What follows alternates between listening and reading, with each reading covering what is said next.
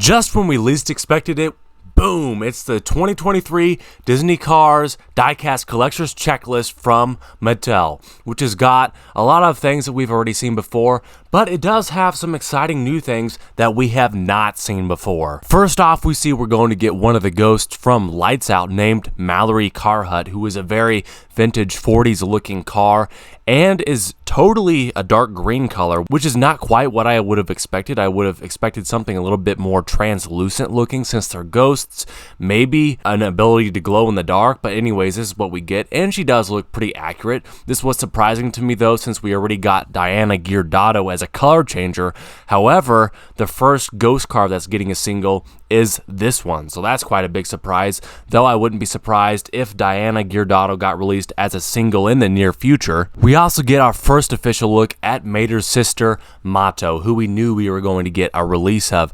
However, I'd say this release looks really cool. I like how her blue finish is fairly reflective looking, which is accurate to her appearance in the show, and I also think that her smiling expression is accurate to her character. Mattel is going heavy on the on-the-road Lights Out characters because we're also getting Randy, as a lot of people speculated we would be getting, which makes sense since he's just a repaint of Steve Herschel. However, unfortunately, I don't think his expression really lives up to how he should have looked as a diecast release. For one thing, his mouth expression is exactly the same as Steve Herschel's, where it would have been nice as he had his big gaping mouth with his creepy teeth, which really matches his character in the show, as well as some hazier looking eyes. Another thing that comes as a big surprise is that we're getting this new Road Rumblers character named Squat. I kind of like that name. He's a really small kind of squat character, so that makes sense that he has the name Squat, and I do remember seeing him quite prominently actually in the Road Rumblers episode.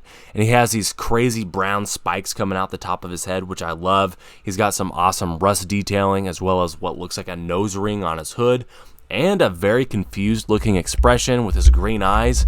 I'm glad that we're finally seeing another Road Rumblers release along with Mater and McQueen, and I hope to see a lot more of these because these guys with the crazy rugged Mad Max vibe are super cool, and I can't wait to pick this guy up. We also see some Cars 2 releases that it seems like Mattel had forgotten about because they haven't released them in such a long time, but this is really exciting because we're getting Vladimir Trunkov and Tubbs Pacer for the first time in a long time. Following suit with Lee Race, Mattel is also releasing another chase car again, which is Miles Axlerod with the open hood, so it looks like Mattel is continuing the habit that they started with Lee Race of re-releasing chase cars, so good for them, I guess. Good for the people that weren't able to get them back then and they can get them now. Also, surprise, surprise, Mark Wheelson from Cars 2 will be getting a re-release as well as Patty from the first Cars movie.